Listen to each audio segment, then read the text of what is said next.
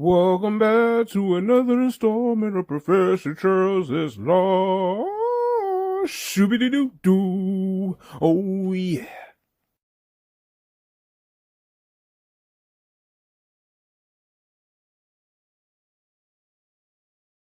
Welcome back to another installment of Professor Charles is Live. And today I got a documentary review on one of my favorite artists, J.Cole, The Off Season, Applying Pressure.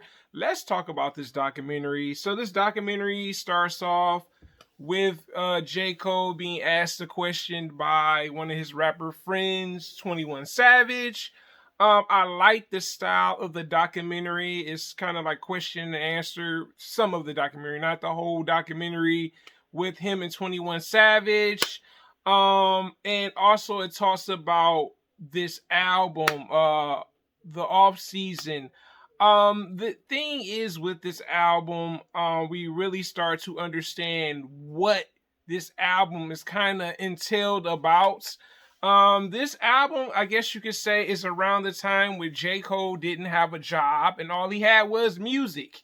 That's something that I found that was very interesting. So this is something that's kind of been in the making for probably about 10 or 20 years. Very interesting. It does take place before his well-known popular mixtape, The Warm Up. And it's good to see that J. Cole is still putting out music, honestly.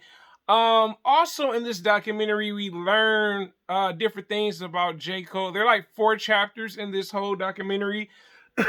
And for it to be a 12-minute documentary, I was like, hey, I was interested. I kept my interest. I didn't get bored, any of that stuff. It also talks about his friends. Like in this documentary, you see his group of friends, like I guess his close-knit friends.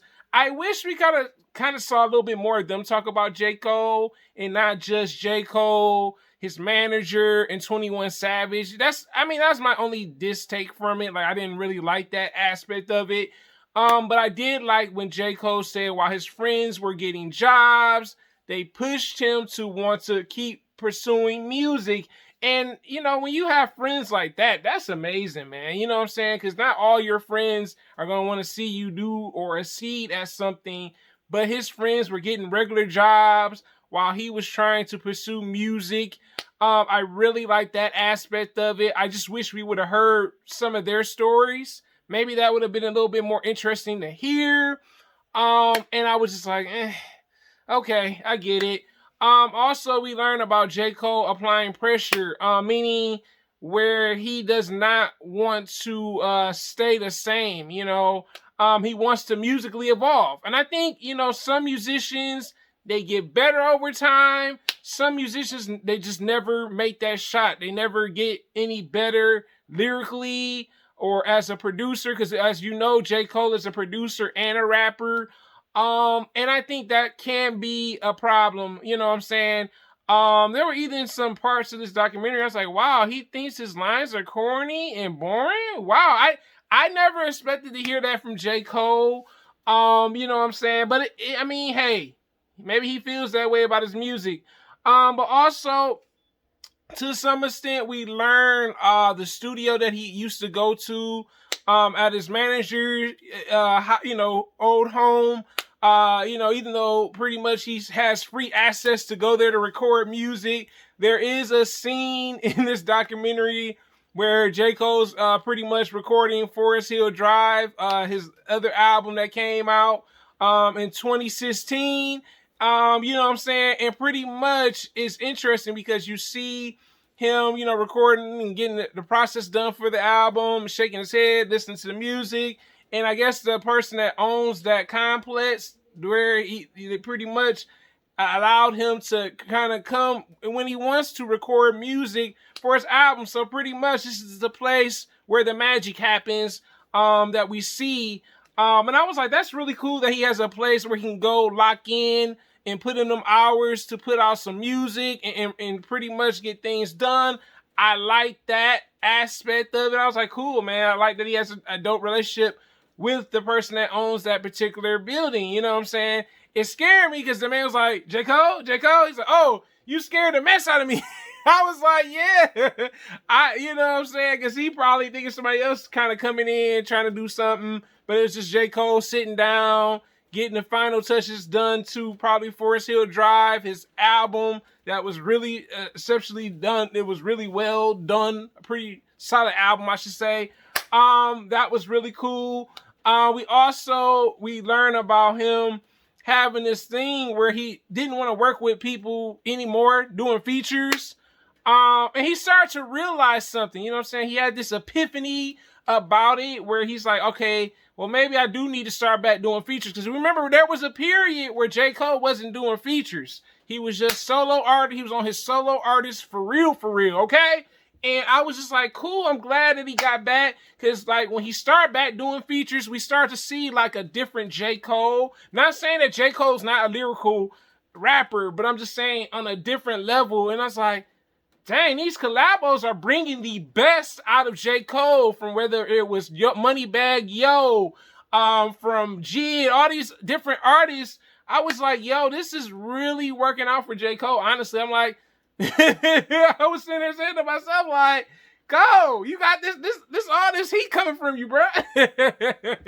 But also, J. Cole talks about also family. You know, he talks about having a wife and a kid and trying to figure out how to incorporate that into a schedule. And he kind of does things on schedule now. And that's great. You know what I'm saying? You got to have some organization in your life if you're trying to, whatever you're trying to pursue, but you still have to have time for your family. And that's something that I really did like about this documentary. I said, okay, he's a family man. He's a musician. we saw that.